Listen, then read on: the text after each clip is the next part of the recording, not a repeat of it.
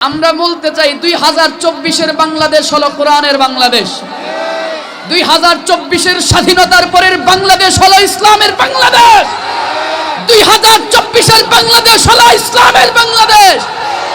2024-এর স্বাধীনতার পরের বাংলাদেশ থেকে আমরা জানাই দিতে চাই, এতদিন পর্যন্ত যারাই আমাদেরকে শাসনের নামে শোষণ করেছে ওদেরকে আমরা দেখিয়ে দিয়েছি এদেশের ছাত্র জনতার আন্দোলনের মুখে ওরা 40 মিনিট টিকে থাকতে পারে নাই। সুতরাং স্পষ্ট কথা, ভবিষ্যতে যারা এই বাংলাদেশের মধ্যে যারা বাংলাদেশের অধিপতি হবে এখান থেকে শিক্ষা গ্রহণ করবা। ভবিষ্যতে যদি কেউ ইসলামের উপরে আঘাত করতে চাও, কোরআন সুন্নাহ বিরোধী আঘাত করতে চাও, কোরআন সুন্নাহ বিরোধী আইন পাস করতে চাও, মাদ্রাসার উপরে আঘাত করতে চাও, এদেশের লাখ কোটি তাওহীদি জনতা 20 মিনিটের মাথায় তোমাদেরকে দেশ থেকে বিদায় করবে। কারণ এই দেশটা বাংলাদেশ হলো একমাত্র পিরাউলিয়ার বাংলাদেশ।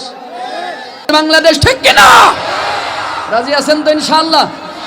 কারণ এই বাংলাদেশের মধ্যে ঘুমায় আছেন শাহজালাল শাহবারান, এ বাংলার মাটিতে ঘুমায় আছেন আল্লামা আহমদ শফি রহমাতুল্লাহ, এ বাংলার জমিনের মধ্যে ঘুমায় আছেন জুনায়েদ বাবুনগরী। আমরা বলতে চাই এই বাংলাদেশ হলো উলামায়ে কেরামের বাংলাদেশ। এই বাংলাদেশ হলো বাংলার জিন্দা শাহজালাল আল্লামা মামুনুল হকের বাংলাদেশ, ঠিক কিনা? সুতরাং নাস্তিক বেঈমান যারা আছো, ইসলাম বিদ্বেষী যারা আছো, কোরআন সুন্নাহর বিরুদ্ধে যারা আওয়াজ করতে চাও, মাদ্রাসার বিরুদ্ধে যারা আওয়াজ করতে চাও, সাবধান হয়ে যাও। এদেশের জনগণ এখনো মরে যায় নাই, ইসলামপন্থীরা এখনো মরে যায় নাই, এদেশের মুসলমান এখনো মরে যায় নাই। বাংলার জিন্দা শাহজালাল মামুনুল হক যদি একটা ডাক দেয়, ফাইজুল করিম যদি একটা ডাক দেয়, বলে উলামায়ে কেরামরা যদি একটা ডাক দেয়, আসো ইসলামকে জিন্দা করার জন্য, দুনিয়ার মধ্যে কোরআনকে কায়েম করার জন্য, বাংলায় কালেমার পতাকা উঠাবার জন্য রক্ত দিতে হবে, জীবন দিতে হবে। কারা কারা ইসলামের জন্য রক্ত জীবন দিতে তৈয়ার আছো? তো হাত তুলে আল্লাহকে দেখা দাও। রাজি আছেন তো ইনশাআল্লাহ? রাজি আছেন তো ইনশাআল্লাহ? এক কথায় বাংলাদেশ হলো কোরআনের বাংলাদেশ, কথা ঠিক কি না? এই বাংলাদেশ হলো ইসলামের বাংলাদেশ। দলমত আমরা ভিন্ন হতে পারি, আমরা কেউ চরমনাই হতে পারি, আমরা কেউ সরসিনা হতে পারি, আমরা কেউ জনপুরি হতে পারি, আমরা কেউ উজানি হতে পারি, আমরা কেউ ভিন্ন দলের হতে পারি, মাগার আমাদের পরিচয় একটাই, আমি এক আল্লাহর গোলাম, এক রাসূলের উম্মত। দিনের ক্ষেত্রে আমাদের ভিন্ন কোনো পরিচয় নাই, মতানৈক্যের ব্যাপারে ভিন্ন পরিচয় থাকতে পারে, মাগার দিনের উপরে যখন কোনো আঘাত আসবে সব পরিচয় ভুলে গিয়ে এক কাতারে দাঁড়াইয়া ইসলাম বিদ্বেষীদের ব্যাপারে কলম তুলে ধরবো, রাস্তার মধ্যে তুলে দেবো, ঠিক কিনা?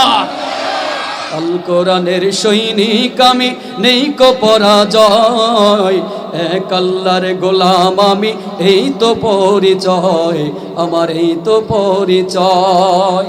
এই পৃথিবীর সবই নকল, এই পৃথিবীর সবই নকল, আসল কিছুই নয়, এক আল্লাহর গোলাম আমি, এই তো পরিচয় আমার, এই তো পরিচয়। কোরআন হাদিস শাসনতন্ত্র রাসূল আমার নেতা, উৎসাহ মোর চির অম্লান ইতিহাস বীর গাথা।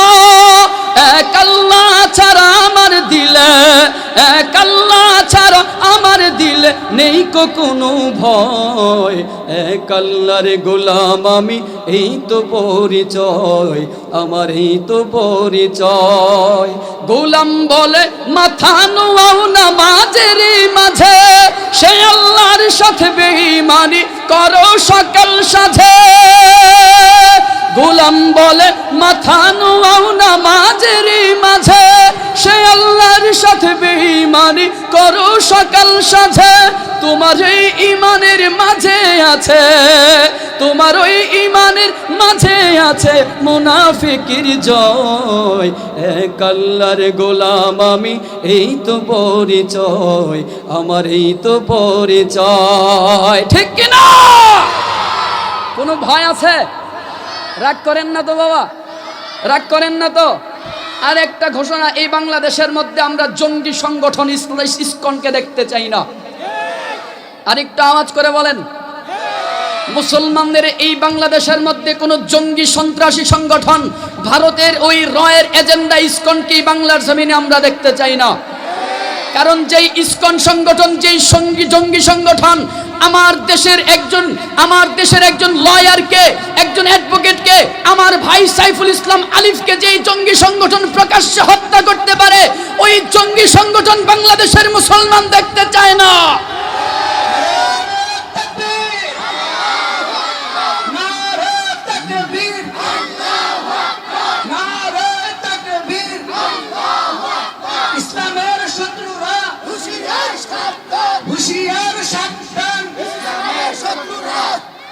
আলহামদুলিল্লাহ পড়েন, রাগ করেন নাই তো? এটা আমাদের সকলের প্রাণের দাবি, এটা আপনার আমার প্রাণের দাবি। এজন্য এই দাবি আমরা উপস্থাপন করি এবং করেই যাব। এবার কে রাগ হলো, কে হস হলো, সেটা আমাদের দেখার বিষয় না। কারণ যারা আমার দেশের মুসলমানকে, আমার দেশের মধ্যে বসবাস করে, এদেশের মুসলমানদেরকে যারা হত্যা করতে পারে, এদেরকে বাংলার জনগণ দেখতে চায় না।